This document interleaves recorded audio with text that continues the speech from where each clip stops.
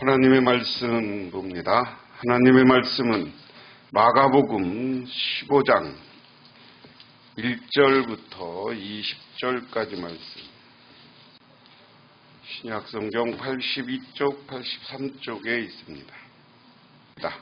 새벽에 대제사장들이 즉시 장로들과 서기관들 곧 공회와 더불어 의논하고 예수를 결박하고 끌고 가서 빌라도에게 넘겨주니 빌라도가 묻되 내가 유대인의 왕이냐?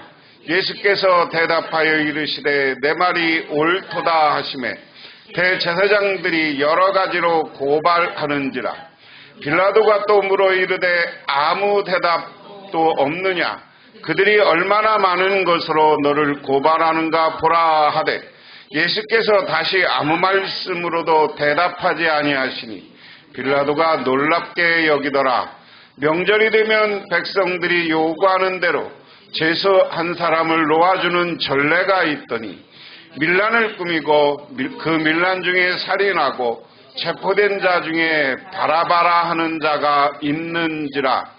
무리가 나가서 전례대로 하여 주기를 요구한대 빌라도가 대답하여 이르되 너희는 내가 유대인의 왕을 너희에게 놓아주기를 원하느냐 하니 이는 그가 대제사장들이 시기로 예수를 넘겨준 줄 알미러라. 그러나 대제사장들이 무리를 충동하여 도리어 바라바를 놓아달라 하게 하니 빌라도가 또 대답하여 이르되 그러면 너희가 유대인의 왕이라 하는 이를 내가 어떻게 하랴? 그들이 다시 소리 지르되 그를 십자가에 못 박게 하소서. 빌라도가 이르되 어찌미냐? 무슨 악한 일을 하였느냐 하니 더욱 소리를 지르되 십자가에 못 박게 하소서 하는지라. 빌라도가 무리에게 만족을 주고자 하여 바라바는 놓아주고 예수를 채찍하고 십자가에 못 박히게 넘겨주니라. 군인들이 예수를 끌고 브라이도리온이라는 뜰 안으로 들어가서 온 군대를 모으고 예수께 자색 옷을 입히고 가시관을 엮어 씌우고 격려하여 이르되 유대인의 왕이여 평안할지어다. 갈대로 그의 머리를 치며 침을 뱉으며 울어 절하게 하더라. 희롱을 다한 후에 자색 옷을 벗기고 도로 그의 옷을 입히고 십자가에 못 박으려고 끌고 나가니라. 아멘. 예수님을 죽이려고 하는가? 오늘 여기에 예수님을 재판하는 사람들, 예수님을 자꾸만 죽이려고 하는 사람들 누구예요? 일단 대제사장, 그리고 그 대제사장을 둘러싸고 있는 유대인의 성전 체제의 사내들린 요즘의 의회입니다. 이 사람들. 빌라도는 로마에서 온 총독이고요. 그 당시에 예수님이 빌라도에게 갔다가 다른 성경에 의하면 분봉왕에게도 가요. 이 사람들이 분봉왕. 그래서 이 지역을 그 당시에 다스렸던 사람은 예수님이 태어날 때 헤롯 왕, 그리고 그 다음에 왕이었던 헤롯 안티파스 이렇게 이야기해요. 근데 통상 다 그냥 헤롯 왕 그렇게 이야기합니다. 헤롯에게도 갔었어요. 그래서 이 세 세력이 누구냐 하는 겁니다. 근본적으로 로마의 식민지에서 이스라엘을 자치권을 줘서 분봉왕, 그리고 종교적인 이익을 가지고 있는 사람들, 그리고 또 하나는 로마의 총독, 요게 똘똘 뭉쳐서 예수를 죽이려고 하는 거예요. 예수님도 그런 정치 지도자가 지배계층이 있다는 것은 정치적 영향만 받는 게 아니라 그것을 둘러싸고 있는 경제 문제도 생기는 거예요. 이 사람들이 내가 여러 번 말씀드렸어요. 부재지주. 이스라엘에 살면서 저 갈릴리 땅에 땅을 많이 갖고 있는 사람들, 그런 사람들. 그러니까 예수님 같은 분이 나와서 밀란이 일어나고 혁명이 일어나면 자기들이 쫓겨날까 봐 두려운 사람들. 그러니까 자기들에게 반대 세력을 제거해야 되는 거야. 기본적으로 우리는 그런 전제를 오늘 복음서를 읽으면서 그렇게 우리는 기억을 해야 되는 거예요. 왜 예수님을 죽일까? 그냥 사탄이 와서 죽일까? 단순하게 생각하면 안 되고 종교, 정치, 모든 경제 이것에 대한 이권이 거기에 개입돼 있다. 자기 것 절대로 뺏기려고 안 하잖아요. 가진 거. 근데 자기가 그렇게 많이 재산 가지고 있고 다 유산으로 자식들한테 후손들한테 물려줘야 되는데 그걸 예수님이 야 니들 나쁜 놈이야 너 독사의 자식들이야 예수님이 막 그러고 다닌 거 아니에요. 그러니까 죽이려고 하는 거예요.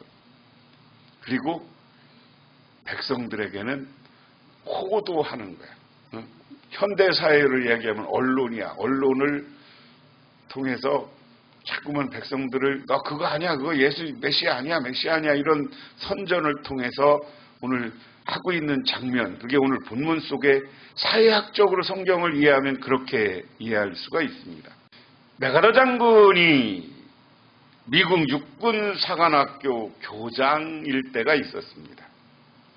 하루는 미국의 의회 국방위원들이 이 육군사관학교를 방문했어요. 그러니까 메가더 장군이 자랑을 합니다. 자기 집무실로 다 국방위원들을 데리고 가서 거기다 간이 침대 하나 딱 놓고 저는 일주일에 4일, 5일간은 여기에서 잠을 자면서 우리 학생들을 위해서 기도하고 학생들을 위해서 일을 하고 있습니다. 그리고 주말에만 집에 가서 가족을 만납니다. 그 자랑을 했어요. 그리고 나서 이 국방위원들한테 잘 보여야 우리 국회의원들한테 잘 보여 예산도 따고 그러니까 저녁 만찬장으로 인도해서 만찬을 하는 거예요. 그런데 이 사람들을 얼마나 극진히 대접해야 하는지 이 접시를 금접시를 갖다가 쫙 대접을 했어요. 그리고 이 사람들이 가서 다 가고 나서 접시 하나가 모자라. 그러니까 메가더 장군이 화가 났는지 이 국방위원들한테 다 편지를 했어요. 우리가 금접시 하나가 없어졌는데 당신이 가져갔습니까? 밝혀서 찾아낸다고.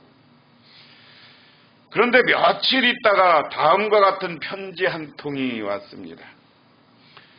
만일 장군님께서 그날 밤 야전용 새침대에서 주무셨다면 벌써 그 금침대를 찾으셨을 것입니다. 제가 모프 밑에 접시를 넣어두었기 때문이죠. 무슨 얘기냐? 메가더가 거짓말한 거 아는 거예요. 자기 자랑한 거 아는 거예요. 어떤 국회의원이 한번 테스트해보려고 금접시 갖다가 그 침대에 놨더니 그건 안 찾아보고 없어졌다고 국방위원들 탓하다가 자기가 역공당한 겁니다. 점잖은 체면에 톡톡 망신당한 메가더는 그 다음부터 아무리 작은 거짓말이라도 반드시 대가를 치른다 하는 생각을 하고 그 다음부터는 정직하게 해서 미국의 최고 군인이 됐다. 왜 갑자기 거짓말 이야기를 하느냐? 예수님은 메시아고 그리스도 하나님의 아들인 게 분명하죠. 그런데 여기 진리로 성경 속에 무수히 구약 성경 속에 메시아가 온다고 예언했고 온다고 이야기됐고 그리고 예수님이 올 때 그 당시 서기관이라고 하는 것은 새 번역은 율법학자 번역이 더 정확하게 율법학자들이 와서 그것을 다 번역하고 어디 베들레헴에 예수님이 오신다고 다 했어요. 자기들도 알고 있어.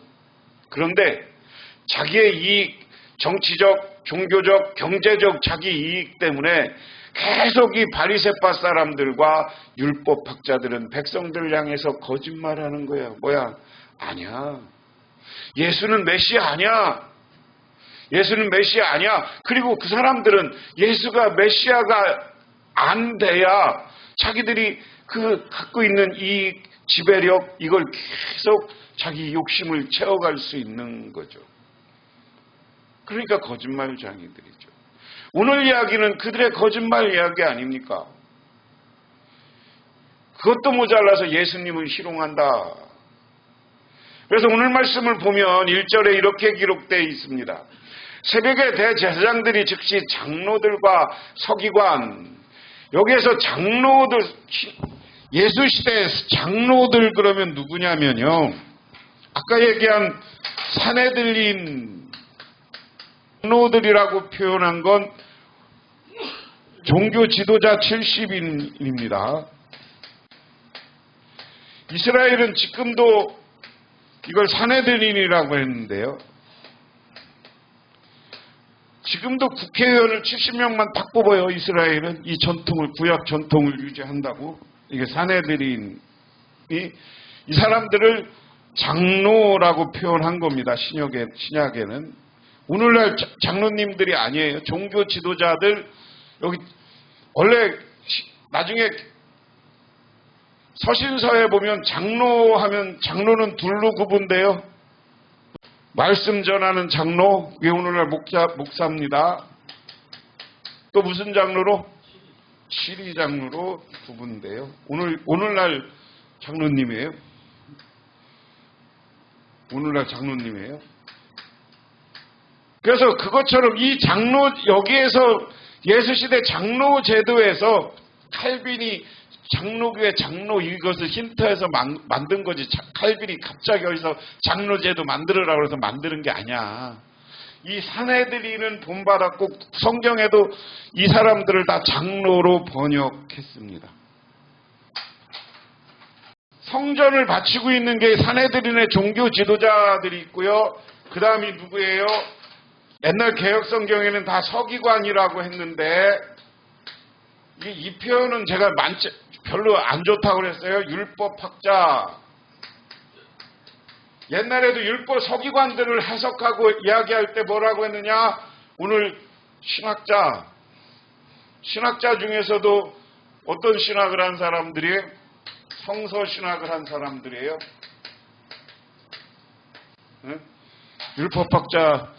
그리고 성서 신학하면서 이 당시에 이스라엘의 법은 뭐예요? 이스라엘의 법은 뭐예요? 오늘날 구약 성경이 법이에요. 그러니까 율법이라고 하는데 율법은 오늘날 구약 성경과 그 사람들이 갖고 있는 규례가 있어요. 민수기에 쭉 써 있고 한 규례. 그걸 넘어서 또 생활 규례들이 또 따로 있어. 이스라엘 사람들. 그것을 이제 보통 우리가 율법이라고 그러는데 저런 성서를 잘하는 사람들입니다. 그래서 장로들과 서기관들이 곧 온 공회와 더불어 의논하고 그랬습니다. 공회는 뭐라 그랬어요? 아까 산헤드린이라 해서 이스라엘은 종교 무슨 문제가 생기면 예루살렘 성전에 쭉 이렇게 아까 얘기한 70명의 장로들이 모이는 거예요. 그걸 공회라고 그랬습니다. 오늘날 각 나라의 국회 제도가 다 여기서 온 거예요. 여기서 국회의원 제도 뭐 이런 민주주의 와서 국회 제도가 하늘에서 뚝 떨어진 게 아니라 성서의 공회 제도를 본받아서 다 의회를 만들고 나중에 왕정이 무너지고 그리고 종교개혁이 일어나고 종교개혁 이후에 시민사회가 됐다고 그래요. 첫 번째 그 공회와 더불어 의논하고, 그러니까 대제사장들이 지난주에 예수님을 끌고 왔어요. 지난 시간에. 그리고 어디로 끌고 왔느냐? 대제사장 집으로 끌고 왔고 공회, 예루살렘 성전으로 끌고 온 거예요. 성전에서 끌고 와서 예수님을 결박하고 이 사람들에게 예수를 어떻게 할까? 자기들이 죽일 수 없다. 여러분 이 얘기는 많이 들었죠? 이 당시에 십자가형, 사형을 언도하는 건 총독이 해야 된다 하는 겁니다. 그래서 빌라도가 총독이에요.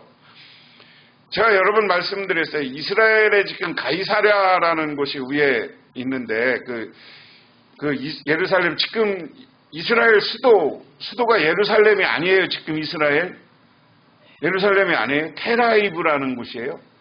아셔 있는 곳에 가이사라라는 곳이 있었는데 항구 도시입니다. 항구 도시인데 총독들이 거기 와 있었고요. 세금을 거기다 갖다 다 걷어갖고 세금을 요즘은 화폐로 걷지만 이 시대는 뭘로 많이 걷었을까? 곡물로 걷었어요. 곡물이나 뭐 이런 걸 걷어서 그리고 빨리 지중해를 통해서 빨리 로마로 가져갈 수 있게 한, 예루살렘에서 가장 로마로 빨리 가는 항구 도시면서 수도, 예루살렘을 제외한 제2의 행정 수도. 그래서 총독들은 거기에 주로 있었어요. 있다가 예루살렘에 무슨 일이 있으면 예루살렘에 일을 보러 오기도 하고 한 거죠. 그래서 주로 지금 그래서 그 가이사라에 가면 그 쭉 총독 명단이 나오는데 예수님 딱 이때 죽이는 시대에 빌라도가 여기 총독이었다라는 비석이 지금 발견됐습니다. 역사적으로. 그래서 그게 맞아요. 그래서 빌라도에게 넘겨줘야 돼. 이 총독에게. 그리고 나서 그렇게 넘겨주기로 하고 넘겨줍니다. 그래서 빌라도가 예수께 물었다. 그 다음부터는 이제 빌라도가 재판을 하는 이야기예요. 빌라도가 묻되 유대인의 왕이나 예수께서 대답하여 이르시되 왕이냐?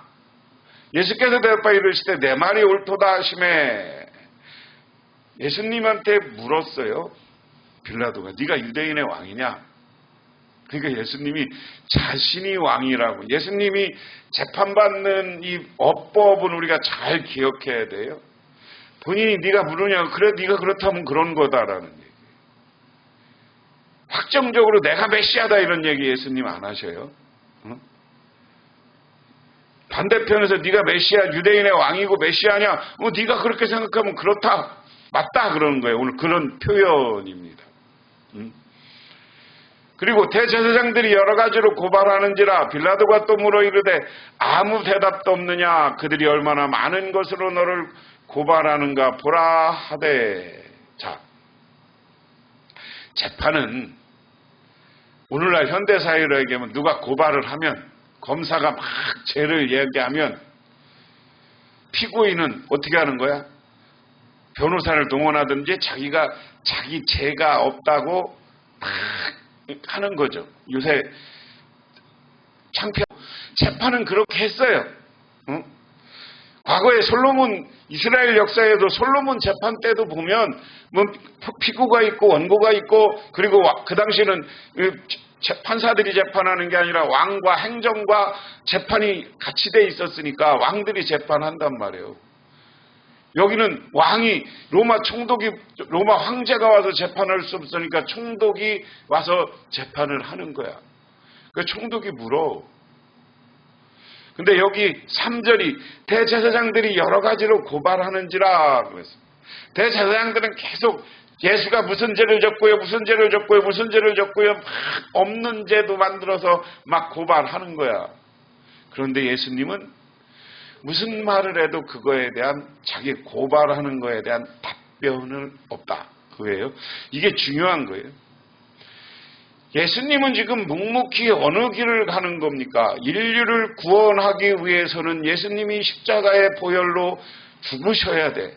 그래, 죽으셔야 되기 때문에 자기를 살아나려는 자기 변호는 이미 포기하신 상태.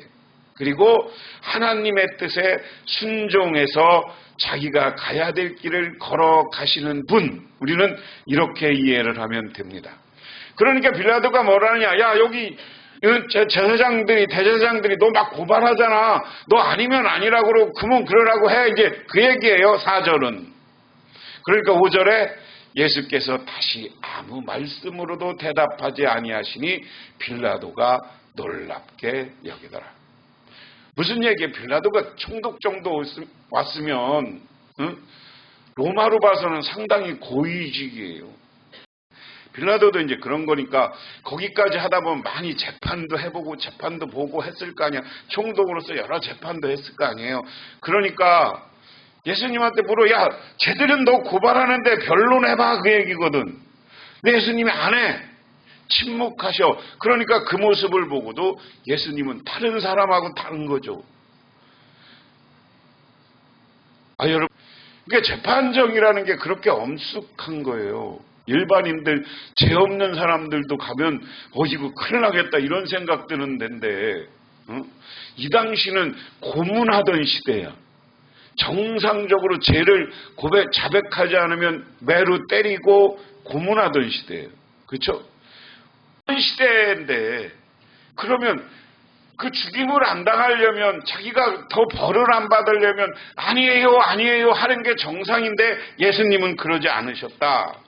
그러니까 재판을 하던 재판장인 빌라도가 깜짝 놀라는 거고, 그러니까 빌라도가 6절에 명절이 되면 백성들이 요구하는 대로 제사한 사람을 놓아주는 전례가 있었다. 밀란을 꾸미고 밀란 중에 살인하고 체포된 중에 바라바라가 하는 사람이 있었다. 자, 제가 전에 열심당 젤롯당에 대해서 이야기했어요. 지금 이스라엘에 가면 성지순례도 중요하지만 마세다라는 곳에 가요. 나중에 예수님이 이후에 70년 후에 이스라엘 백성들이 로마랑 독립전쟁을 해요. 그래서 로마가 아주 예루살렘을 그때 딱 때려부십니다. 성전이고 뭐고 예루살렘을 다 부셔버렸어요. 로마가 아주 가루로 만들어버려요. 그런데 거기에서 끝까지 가서 저항하는 사람들이 마세다라고 하는 사막 위에 높은 산에 올라가. 거기에서 60년인가를 견디면서 거기서 저항을 한 거 아니에요. 여기에서 밀란이라는 이야기를 하는 것은 그런 이스라엘은 끊임없이 저항하면서 로마에게 독립하겠다고 하는 세력들이 있었어요. 그래서 여기서 바라바라는 사람을 그런 사람으로 성경적으로 해석하는 거예요. 밀란이고 사람도 죽였다. 제롯 땅은 늘 이렇게 동그란 칼을 숨겨갖고 다니면서 로마 사람들이나 그리고 로마에 협조하는 사람이 있으면 쓱 칼로 죽이거나 상처를 내고 가는 게 젤롯 땅이들 하던 일이야. 그러니까 이 바라바는 아마 그쪽 계열 사람으로 보는 겁니다. 그 다음에 무리가 나가서 전례대로 하여 주기를 요구한다. 빌라도가 대답하여 이르되 너희는 내가 유대인의 왕을 너희에게 놓아주기를 원하냐 하니 이는 그가 대제사장들이 시기로 예수를 넘겨준 줄 알미라. 이야기는 역설로 얘기하면 이 빌라도는 안 거예요. 얘들이 예수님이 인기 있으니까 시기 질투해서 예수님을 넘겨줬다. 이렇게 빌라도는 생각했다는 거예요. 그래서 빌라도는 예수님을 풀어주려고 했다. 여러분 성경 속에 마태도 그렇고요. 마가도 그렇고요. 누가도 그렇고요. 자꾸만 성경 속에 빌라도의 책임을 약화시키려는 저수를 해. 왜 그럴까? 이게 빌라도 책임이 아니다. 쟤들이 그랬다. 잠깐 이 바라바라는 것은 왜냐하면 로마 시대에 로마가 전 세계를 식민지로 갖고 있었단 말이에요. 아프리카, 지금 터키, 저 페르시아, 이란, 그리고 인도까지, 인도의 북부 지역과 지금 파키스탄 지역까지, 그리고 지중해 유럽의 남쪽, 그리고 이쪽 아프리카 북쪽 다 로마 땅이야.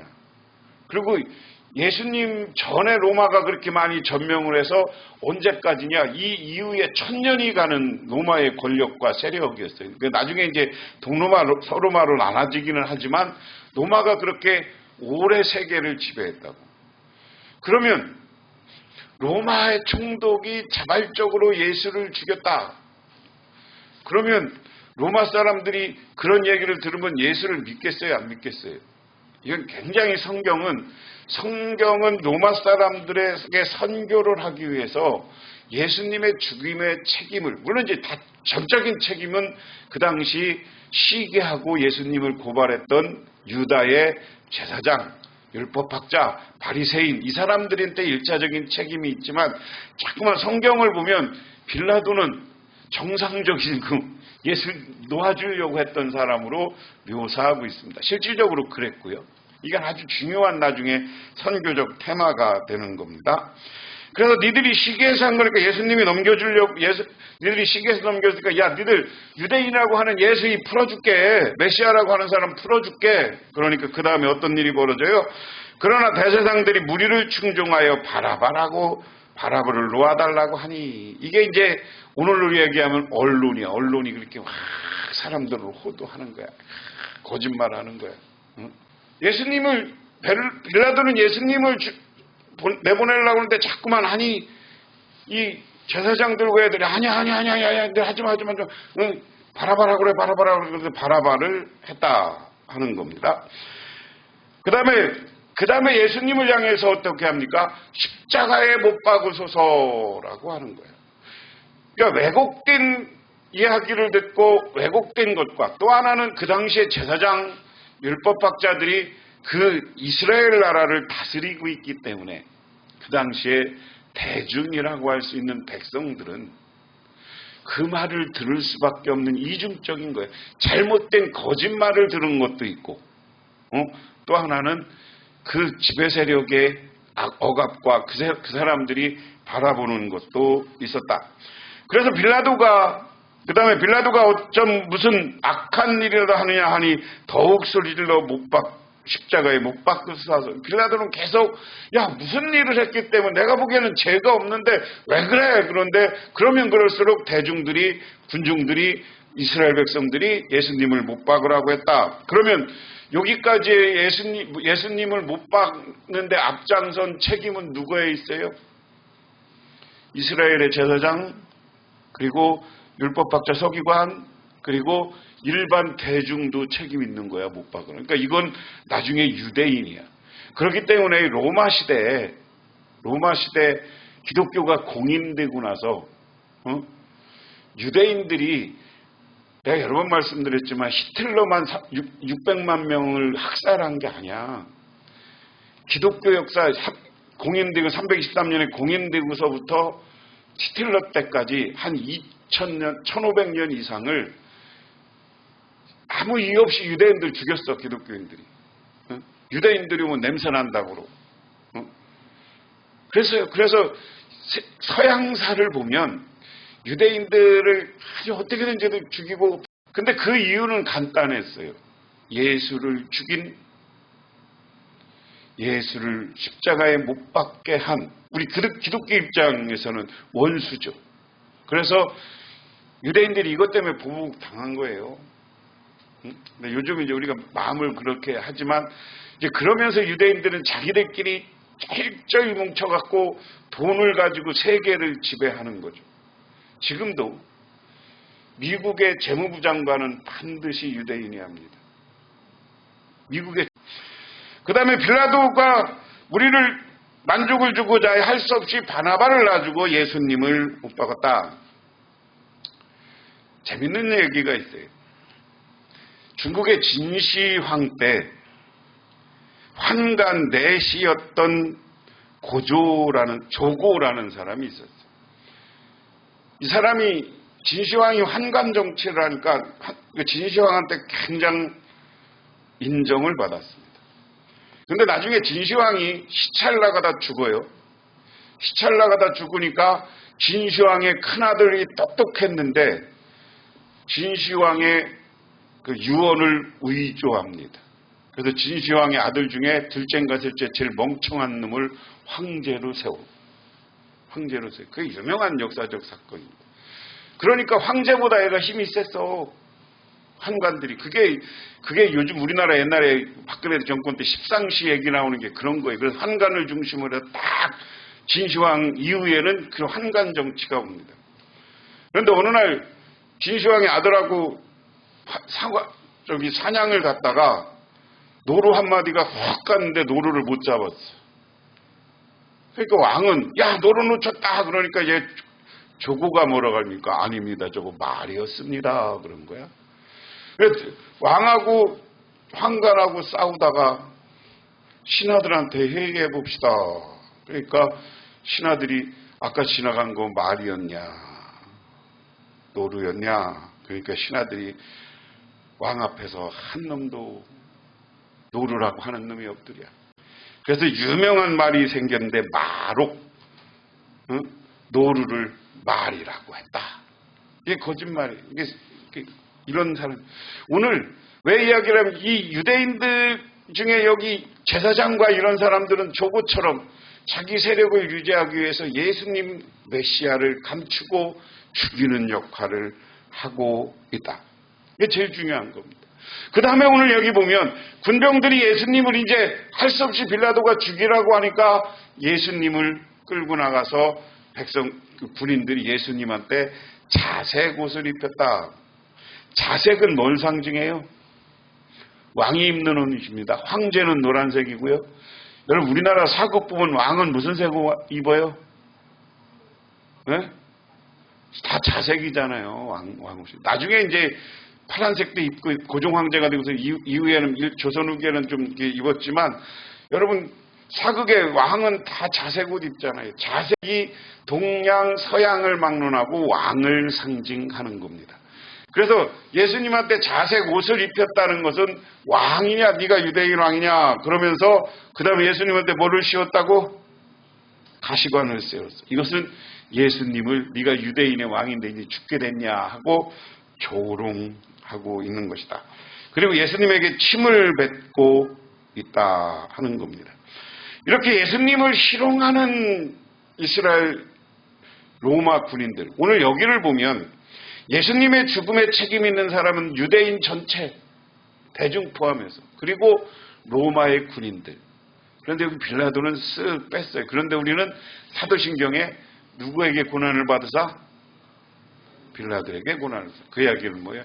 빌라도가 이 사도신경이라는 건 나중에 기독교가 공인되고 로마 사람들이 이렇게 성경을 썼음에도 불구하고 그 당시 카톨릭 로마 교황들과 첫 번째 회의에서 만드는 게 사도신경이야. 사도들이 이렇게 만드는 게 아니라 나중에 공인되고 나서 우리는 신앙 고백을 이렇게 합시다라고 해서 만드는 게 사도신경이고요. 그 다음에 이제 니케아 여기 신앙 고백이라는 게 있고요. 그렇게 해서 신앙 고백은 가는 거다 하는 겁니다. 오늘 이야기 속에서 결론적으로 얘기하면 예수님이 누군지 알매도 불구하고 예수님을 인정하고 싶지 않은 사람들은 지금도 예수를 희롱하는 거예요. 사탄의 무리와 많은 사람들은 예수를 희롱하잖아요. 오늘날 제일 예수를 희롱하는 애들이 누구예요? 이단들 아니에요, 이단들. 오늘날로 얘기하면 예수님을 희롱하는 모습이다.